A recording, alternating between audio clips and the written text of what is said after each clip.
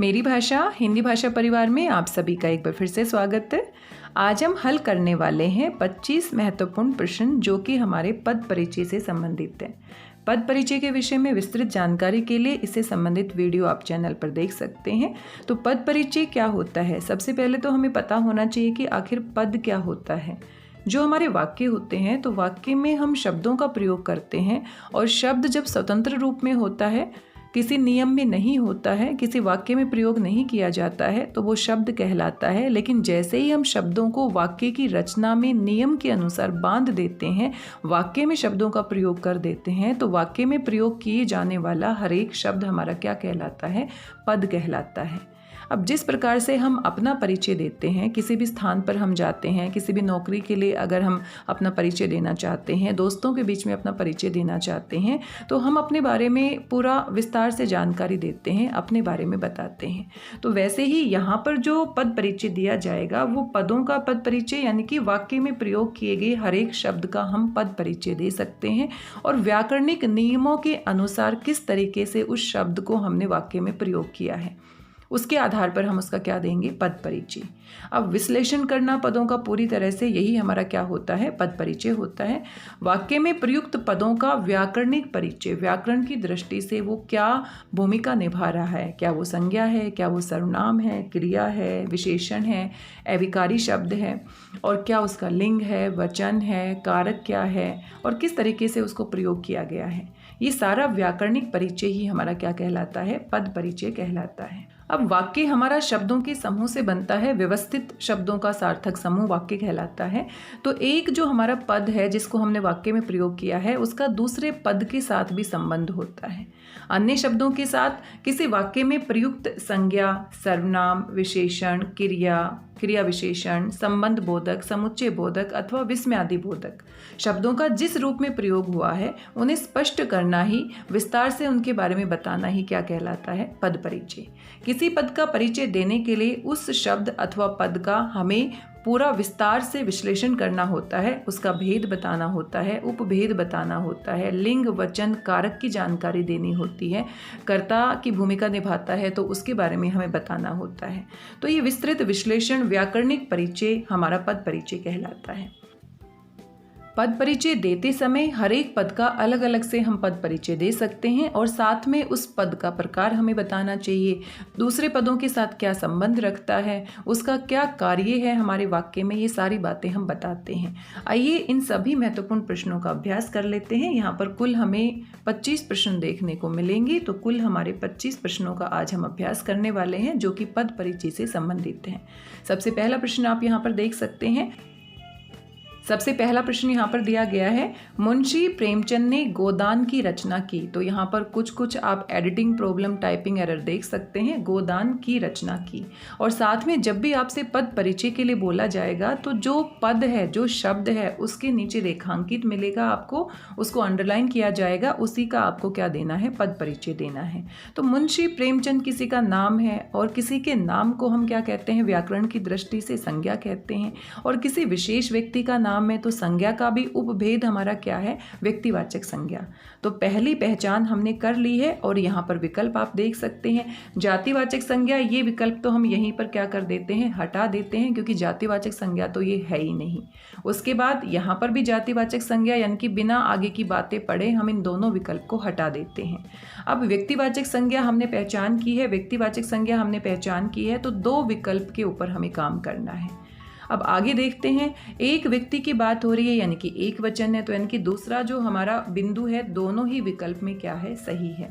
अब मुंशी प्रेमचंद क्या है? पुल्लिंग है, हम अच्छे से जानते हैं, तो तीसरा हमारा बिंदु वो भी क्या है? दोनों विकल्प में सही है।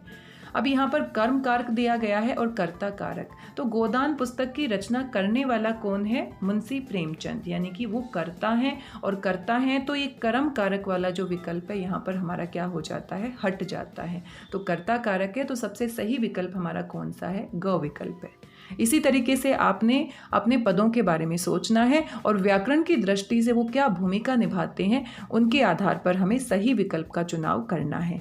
परीक्षा में भी आपका ऐसे ही कुछ ऐसे आसपास आपके विकल्प मिलेंगे जिसमें हम कंफ्यूज हो सकते हैं। तो यहाँ पर आपने देखा ख और ग दोनों ही बहुत आसपास थे, लेकिन एक बिंदु के आधार पर हम इनको क्या कर सकते हैं, अलग कर सकते हैं।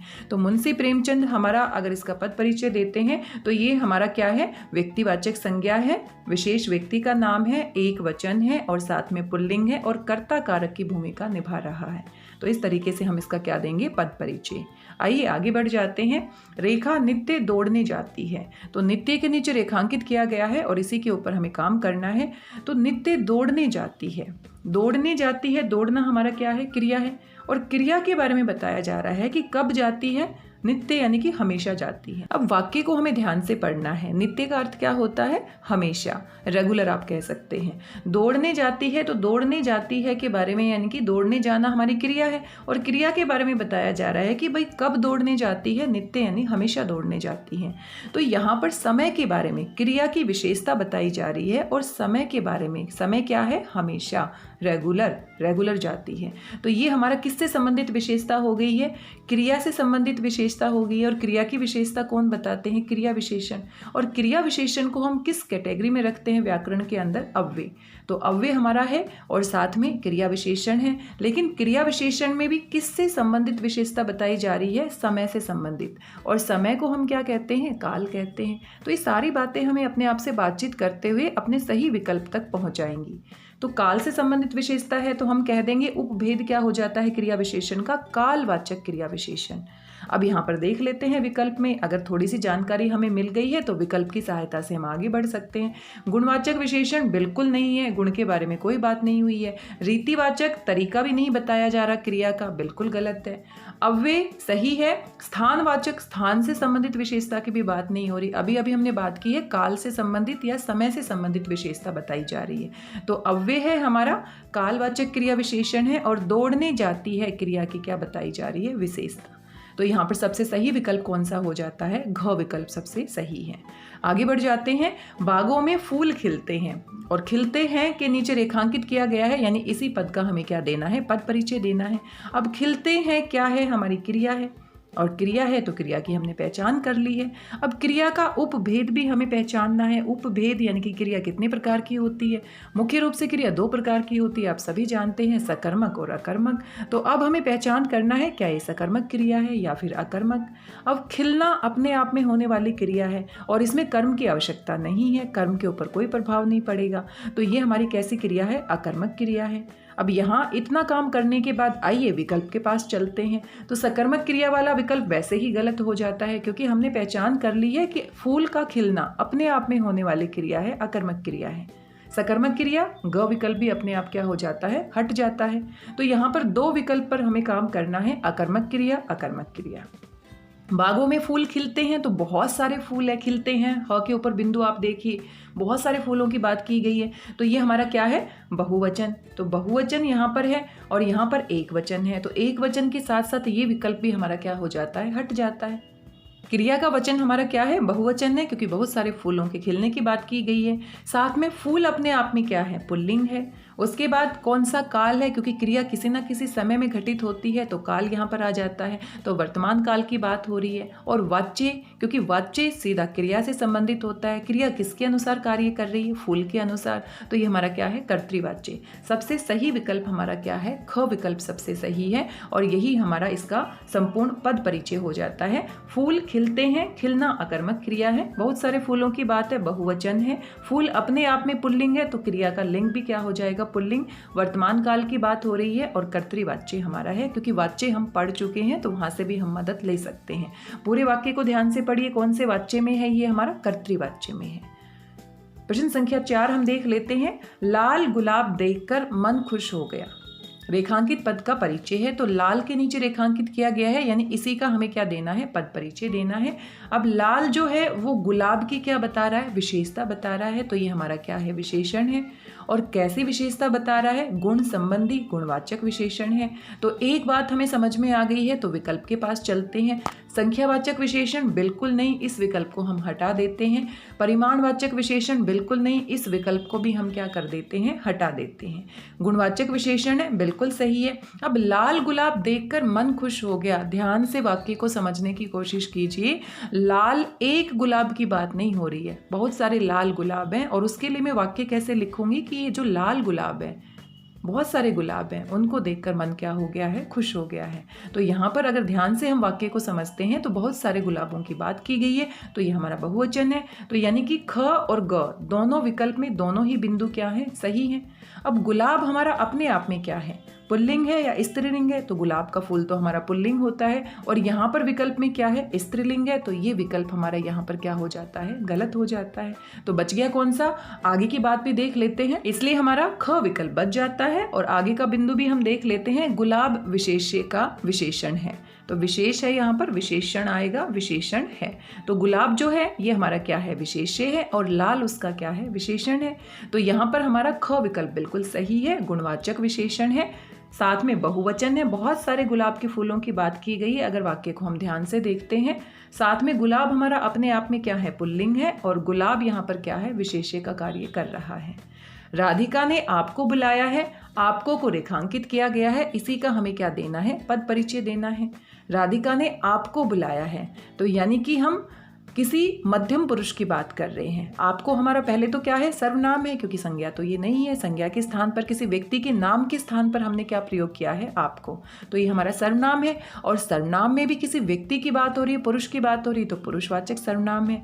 और पुरुषवाचक सर्वनाम भी मुख्य रूप से उपभेद में अगर बांटते हैं तो कितने होते हैं? 3 होते हैं। तो आपको बुलाया है सम्मान देने के लिए किसी मध्यम पुरुष की बात की जा रही है, और सम्मान देने के लिए तुम के स्थान पर क्या लिखा गया है? आपको। इसलिए आपको शब्द हमारा सर्वनाम है, पहली बात। उसके बाद मध्यम पुरुषवाचक सर्वनाम है, दूसरी बात। विकल्प के पास चलते हैं। प्रथम पुरुषवाचक सर्वनाम बिल्कुल ही गलत है। निजवाचक सर्वनाम बिल्कुल ही गलत है। उत्तम पुरुषवाचक सर्वनाम बिल्कुल ही गलत है, और यहाँ पर एक ही विकल्प बच जाता है, मध्यम पुरुषवाचक सर्वनाम। आगे की बातें वैसे ही स्पष्ट हो जाती हैं। अब राधिका ने आपको बुलाया है, स्पष्ट नहीं है स्त्रीलिंग की बात हो रही है या पुल्लिंग की बात हो रही है, तो दोनों ही विकल्प यहाँ पर लिखे गए हैं। एक वचन यानी एक व्यक्ति की बात हो रही है, ये तो हमें स्पष्ट हो गया है। एक व्यक्ति को बुलाया है, ये तो स्पष्ट हो गया है, इसलिए एक वचन है। और बुलाया है, बुलाना क्रिया का कर्म क्या है? आपको, यानी कि कर्म कारक है, इसलिए यहाँ पर सबसे सही विकल्प है मध्यम पुरुषवाचक सर्वनाम है। स्त्रीलिंग या पुल्लिंग दोनों विकल्प दिए गए हैं, क्योंकि स्पष्टता नहीं है। आपको शब्द हम स्त्रीलिंग के लिए भी प्रयोग कर सकते हैं और पुल्लिंग के लिए भी प्रयोग कर सकते हैं। एक वचन है, ये स्पष्ट है, और साथ में कर्म कारक है, ये भी स्पष्ट है। रिया पटना जा रही है, और रिया के नीचे रेखांकित किया गया है, तो बड़ा ही आसान सा पद परिचय है। रिया किसी का नाम है, किसी विशेष व्यक्ति का नाम है, तो क्या हो जाता है? व्यक्तिवाचक संज्ञा। साथ में स्त्रीलिंग है, और एक ही व्यक्ति की बात हो रही है, एक वचन है, और पटना जाने का कार्य कौन कर रही है? रिया। तो क्या है? कर्ता कारक। और ये सारी बातें हमें कौन से विकल्प में देखने को मिल रही हैं? ख विकल्प में। तो ख विकल्प हमारा क्या है? सही है। राखी से मैं कल यहीं मिला था, तो मिला था, मिला के नीचे रेखांकित किया गया है, और इसी का हमें पद परिचय देना है। तो मिला यानी मिलना अपने आप में क्या है? क्रिया है, और क्रिया है तो अब दूसरी बात आती है, किस प्रकार की क्रिया है? सकर्मक है या फिर अकर्मक है? मिला था यानी क्रिया किस प्रकार की है? तो क्रिया मिलना अपने आप में होने वाली क्रिया है, तो ये हमारी क्या है? अकर्मक क्रिया है। तो देख लेते हैं, आगे बढ़ जाते हैं विकल्प के साथ। सकर्मक क्रिया वाले जो भी विकल्प हैं उनको हम हटा देंगे, सकर्मक क्रिया वाले जो भी विकल्प हैं उनको हम हटा देंगे। तो यानी कि 3 विकल्प पे हमें सोचना है। अकर्मक क्रिया है, और साथ में आप देखिए यहाँ पर काल भी आप देख सकते हैं, मिला था यानी कि भूतकाल है, और भूतकाल में भी जो हमारा कार्य है पूरा हो चुका था, तो ये क्या है? पूर्ण भूतकाल। तो अकर्मक क्रिया है और पूर्ण भूतकाल है, तो पूर्ण भूतकाल हमारा कहाँ पर है? यहाँ पर है। उसके बाद राखी से मैं कल यहाँ मिला था, मिला था, मिली थी नहीं है, तो इससे स्पष्ट है कि पुल्लिंग की बात हो रही है, और एक व्यक्ति की बात हो रही है, तो एक वचन है। और यहाँ पर मिलने का काम कौन कर रहा है? मैं कर रहा है, तो कर्तृवाच्य है। तो सारे हमारे विकल्प कौन से सही हैं? यहाँ पर क के बिंदु सारे क्या हैं? सही हैं। तो क विकल्प हमारा क्या है? सही है। राकेश 8वीं कक्षा में पढ़ता है। बार बार पूछा जाता है 8वीं जो शब्द है उसका हमें पद परिचय देना है। तो 8वीं कक्षा, कक्षा की विशेषता बताई जा रही है कि कौन सी कक्षा है, 8वीं। तो विशेषण है पहली बात, और कौन सी है, 8वीं है, तो संख्या की बात हो रही है। और साथ में यहाँ पर पहली, दूसरी, तीसरी, चौथी, ये कैसे शब्द हैं, कर्म सूचक शब्द हैं, क्रम के बारे में बताते हैं। तो यहाँ पर 3 बातें हमें पता होनी चाहिए, विशेषण है, संख्यावाचक विशेषण है, और क्रम सूचक हमारा क्या है, यहाँ पर शब्द है। तो ये विकल्प हमारा कौन सा सही है, ग विकल्प सही है। तीनों बातें हमें यहाँ पर देखने को मिल जाती हैं। और साथ में स्त्रीलिंग है, क्यों, क्योंकि कक्षा का जो हमारा लिंग होगा वही हमारा 8वीं का लिंग होगा। विशेषण का जो लिंग होता है, जिसकी विशेषता बताई जाती है, विशेष्य का जो लिंग होता है वही हमारा विशेषण शब्द का लिंग होता है। तो कैसी है कक्षा हमारी, स्त्रीलिंग है। एक कक्षा की बात है, सिर्फ 8वीं कक्षा की बात है, एक वचन है, और कक्षा क्या है, विशेष्य का कार्य कर रहा है। तो सबसे सही विकल्प कौन सा है, ग विकल्प सही है। बिल्ली गाड़ी के नीचे बैठी है, और के नीचे क्या कर दिया गया है, रेखांकित कर दिया गया है। तो बिल्ली गाड़ी के नीचे बैठी है, बैठी है हमारी क्या है, क्रिया है। और बिल्ली कहाँ बैठी है, गाड़ी के नीचे बैठी है। तो गाड़ी के साथ बैठने का संबंध बता दिया है कि जो बिल्ली है वो गाड़ी के नीचे बैठी है। तो ये हमारा क्या है, अव्यय है, अव्यय है पद के नीचे। अव्यय भी हमारे मुख्य रूप से 4 या फिर हम 5 भेद भी कह सकते हैं अगर निपात को हम गिनते हैं। हमारा क्रिया विशेषण होता है, संबंध बोधक होता है, समुच्चय बोधक होता है, विस्मयादि बोधक होता है, और 5वां जो भेद है वो निपात के रूप में आता है। तो ये हमारा अव्यय पद है, और साथ में संबंध बताने का कार्य हो रहा है, तो संबंध बोधक है। और किसके साथ संबंध बता रहा है, गाड़ी के साथ। तो सबसे सही विकल्प कौन सा है, क विकल्प सही है। आगे है, अभिषेक किसे देख रहा है। तो किसे के नीचे रेखांकित किया गया है, अभिषेक किसे देख रहा है। तो सबसे पहले तो हमें पहचान करनी है किसे शब्द है क्या। तो ये हमारा क्या है, किसी व्यक्ति के स्थान पर प्रयोग हुआ है, तो सर्वनाम है। और सर्वनाम है तो यहाँ पर किस तरह का सर्वनाम है, किसे देख रहा है, प्रश्न पूछा जा रहा है, तो प्रश्नवाचक है। किसे शब्द पहला तो सर्वनाम है, और साथ में प्रश्नवाचक सर्वनाम है। आइए विकल्प देख लेते हैं। तो सर्वनाम और प्रश्नवाचक सर्वनाम, तो यहाँ पर आप देख सकते हैं सर्वनाम और प्रश्नवाचक सर्वनाम, 2 बातें हमारी यहाँ पर मिल गई हैं। अभिषेक किसे देख रहा है, तो किसे जो हमारा है, अभिषेक तो यहाँ पर करता है, तो करता तो ये होगा नहीं, किसी की बात की जा रही है, तो ये हमारा क्या होगा, कर्म होगा। तो ये विकल्प तो हमारा सही नहीं मान सकते हम। आगे का विकल्प भी हम देख लेते हैं। सर्वनाम बिल्कुल सही है, प्रश्नवाचक बिल्कुल सही है, एक वचन यानी एक व्यक्ति को देखने का कार्य हो रहा है, और कर्म कारक, कौन सा कारक है, ये हमारा कर्म कारक है। तो घ विकल्प क्या है, सही है। घोड़ा तेज दौड़ रहा है, ये भी बहुत महत्वपूर्ण उदाहरण है, बार बार पूछा जाता है। घोड़ा तेज दौड़ रहा है, और जैसे ही हम दौड़ना क्रिया की बात करते हैं, तो दौड़ना क्रिया के बारे में बताया जा रहा है कि भाई कैसे दौड़ रहा है, तेज दौड़ रहा है।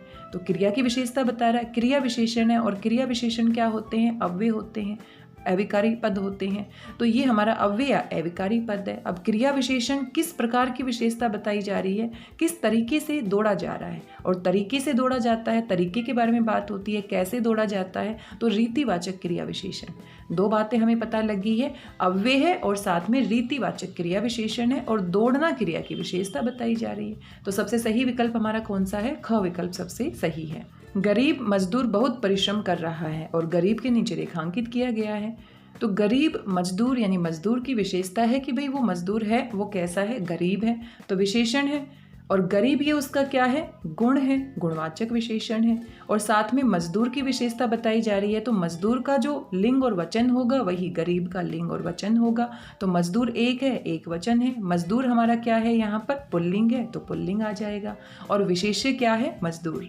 और ये सारी बातें हमारी कौन से विकल्प में सही है, क विकल्प में सही है। विशेषण है पहली बात, किस तरह की विशेषता है, गुण संबंधी है, गुणवाचक विशेषण है। पुल्लिंग है क्योंकि मजदूर हमारा क्या है, पुल्लिंग है। एक वचन है क्योंकि मजदूर एक मजदूर की बात हो रही है। और विशेष्य क्या है, किसकी विशेषता बताई जा रही है, मजदूर की। कल मेरे पापा दिल्ली गए, गए के नीचे रेखांकित है, तो गए हमारा क्या है, क्रिया है, जाना क्रिया से बना है गए, तो क्रिया है। और किस तरह की क्रिया है, सकर्मक या अकर्मक, दूसरा बिंदु आता है। तो आप देखिए, मेरे पापा दिल्ली गए, जाना अपने आप में क्या है, अकर्मक क्रिया है। तो सकर्मक तो ये है नहीं। विकल्प देख लेते हैं। जितने भी सकर्मक क्रिया वाले विकल्प हैं उनको हम हटा देंगे, क्योंकि अकर्मक क्रिया की हमने पहचान कर ली है।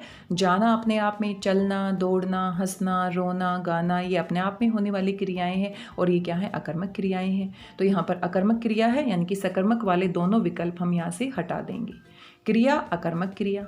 कल मेरे पापा दिल्ली गए, तो एक व्यक्ति की बात हो रही है, तो एक वचन है, तो बहुवचन वाला विकल्प यहाँ पर क्या हो जाता है, हट जाता है। तो कौन सा विकल्प सही होना चाहिए, घ। आगे भी पढ़ लेते हैं। पुल्लिंग यानी पापा की बात हो रही है। भूतकाल गए यानी कि भूतकाल में क्रिया हुई है। और कर्तृवाच्य, वाच्य की पहचान आप कर सकते हैं, कर्तृवाच्य है। तो सबसे सही विकल्प कौन सा है, घ विकल्प सबसे सही है।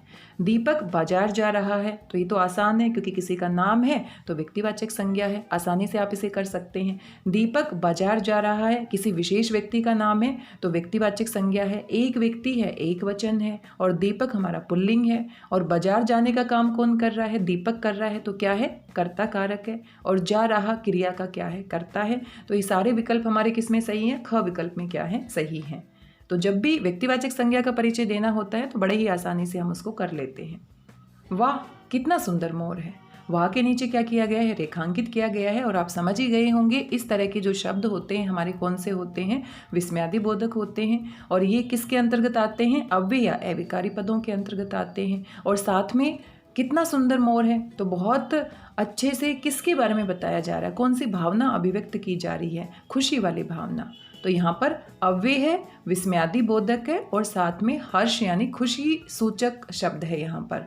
तो ये हमारा सबसे सही विकल्प कौन सा हो जाता है, घ विकल्प। अब यहाँ पर देखो, शोक सूचक, दुख तो प्रकट नहीं किया जा रहा, शोक सूचक दुख तो प्रकट नहीं किया जा रहा, तो हमारा सबसे सही विकल्प क्या है, हर्ष सूचक। हर्ष क्या होता है, खुशी।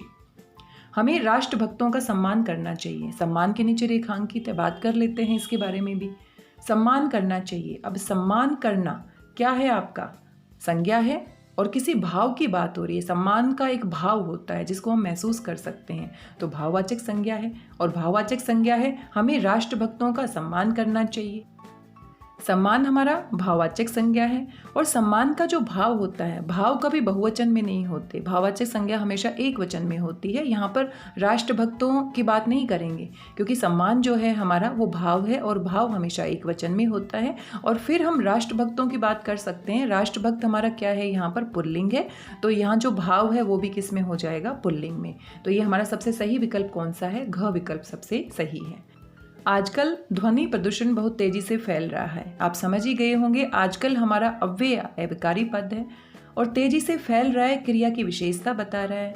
और कब फैल रहा है, आजकल फैल रहा है, यानी कि समय से संबंधित यहाँ पर विशेषता बताई जा रही है। तो यहाँ पर विकल्प हम देख सकते हैं, हमारा अव्यय पद है, क्रिया विशेषण है, काल से संबंधित विशेषता बताई गई है, और ये दोनों ही क और ग दोनों एक जैसे विकल्प हैं। तो यहाँ पर टाइपिंग एरर है, तो यहाँ पर इस विकल्प को हम हटा देते हैं। यहाँ पर कुछ और हम शब्द लिख देंगे, तो सबसे सही विकल्प हम किसको मान लेते हैं, क को, क्योंकि ये टाइपिंग एरर है, इसको आप यहाँ पर अवॉइड कर सकते हैं।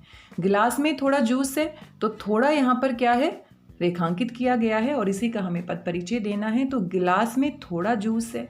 अब ये हमारा क्या है, थोड़ा जो शब्द है वो किसकी बात कर रहा है, सर्वनाम की बात कर रहा है या विशेषण की बात कर रहा है। भाई जूस की विशेषता बताई जा रही है कि वो कितनी मात्रा में है, थोड़ी मात्रा में है। और थोड़ा भी हमें निश्चित मात्रा का नहीं पता है, और मात्रा को हम क्या कहते हैं, परिमाण कहते हैं, मापतोल, मात्रा। तो यहाँ पर विशेषता की बात की गई है, तो विशेषण है, अनिश्चित परिमाणवाचक विशेषण है। और साथ में जूस हमारा क्या है, पुल्लिंग, तो थोड़ा भी क्या हो जाएगा, पुल्लिंग। और इसका जो हमारा यहाँ पर विशेष्य है, यहाँ पर भी आप टाइपिंग एरर देख सकते हैं, दूध लिखा गया है गलती से, यहाँ पर क्या होना चाहिए, जूस।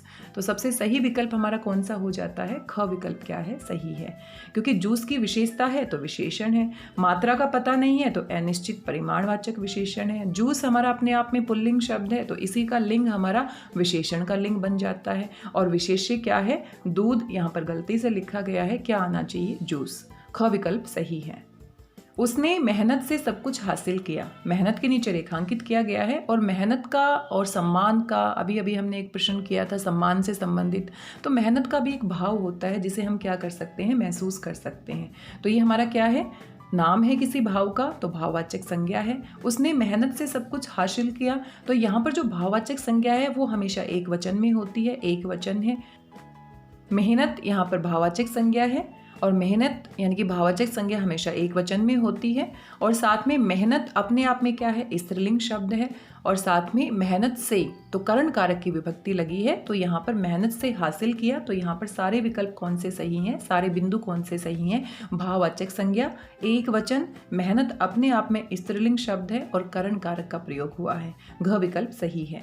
पद किसे कहते हैं, अभी अभी हमने बात की थी, जब हम शब्दों को वाक्य में प्रयोग कर देते हैं, वाक्य के नियम में जब कोई शब्द बंध जाता है, व्याकरणिक नियम में बन जाता है, तो वो स्वतंत्र रूप से शब्द ना होकर पद कहलाता है। तो वाक्य में प्रयुक्त शब्द ही हमारे क्या होते हैं, पद कहलाते हैं। तो इस तरह के प्रश्न भी पूछे जा सकते हैं। राम पुस्तक पढ़ता है, फिर से आसान है क्योंकि राम किसी का नाम है, विशेष व्यक्ति का नाम है, तो व्यक्तिवाचक संज्ञा हो जाता है।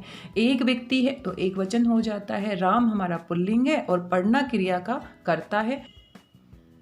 यहाँ सारे बिंदु कौन से सही हैं, ख विकल्प में सही है। आज हमारी परीक्षा होनी है, तो आज शब्द को देखकर आपको पता लग जाना चाहिए ये हमारा फिर से क्या है, अव्यय या अविकारी पद है। आज हमारी परीक्षा होनी है, आज जो शब्द है वो समय के बारे में बता रहा है, परीक्षा होनी है क्रिया की विशेषता बताई जा रही है और कब होनी है, आज होनी है, यानी कि समय से संबंधित यानी काल से संबंधित विशेषता बताई जा रही है। तो इस तरह के बाकी प्रश्न भी हम कर चुके हैं। तो क विकल्प क्या है, सही है, कालवाचक क्रिया विशेषण, और परीक्षा होनी यानी होना क्रिया का क्या है, विशेषण। वे बहुत अच्छे लोग हैं, और वे के नीचे रेखांकित किया गया है, तो वे बहुत अच्छे लोग हैं, तो वे कोई ना कोई नाम होगा उनका, बहुत सारे लोगों की बात हो रही है, और नाम वाले शब्दों के स्थान पर क्या प्रयोग करते हैं हम, सर्वनाम।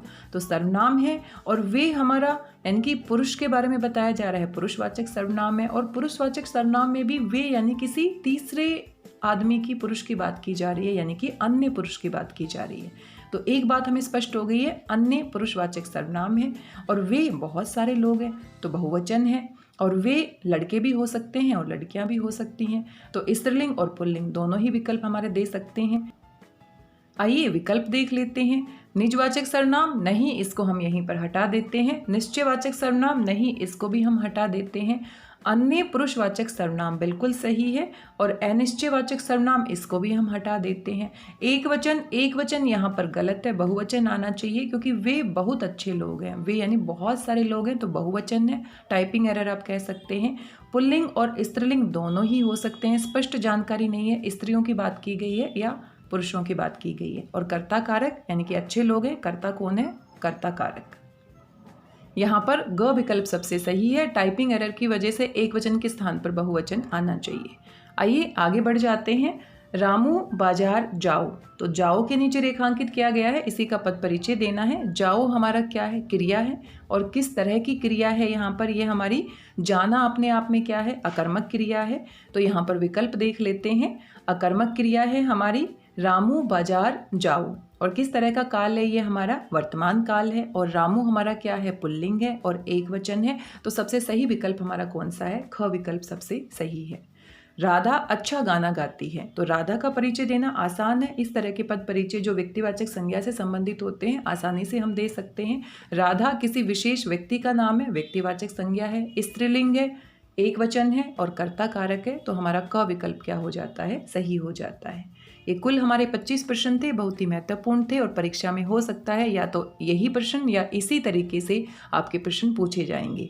तो बार बार आप अभ्यास करेंगे तो पद परिचय आप आसानी से कर सकते हैं। इसके लिए एक बात का विशेष रूप से ध्यान रखना है, आपको आपकी जो आधारभूत जानकारी है, संज्ञा, सर्वनाम, क्रिया, विशेषण, अव्यय या अविकारी पद, लिंग, वचन, कारक, इन सब की अच्छे से जानकारी होनी चाहिए। काल किसे कहते हैं, वाच्य किसे कहते हैं, अगर ये सारी बातें आपको स्पष्ट हो जाती हैं तो बड़ी आसानी से हम किसी भी पद का परिचय दे सकते हैं। और पद क्या होते हैं ये आपको स्पष्ट हो जाना चाहिए। जब शब्दों को हम वाक्य के नियम में बांध देते हैं, वाक्य में प्रयोग कर देते हैं, तो वो शब्द ना कहलाकर क्या होते हैं, पद कहलाते हैं। और जिस तरह से हम अपना परिचय देते हैं कहीं पर भी, वैसे ही यहाँ पर हम व्याकरणिक दृष्टि से शब्दों का यानी कि पदों का जिनको हम वाक्य में प्रयोग कर देते हैं उनका हम क्या देते हैं, परिचय। आज की इस वीडियो में बस इतना ही। आशा करती हूँ आपको जानकारी पसंद आई होगी। मिलते हैं अगले वीडियो में कुछ और महत्वपूर्ण जानकारी के साथ।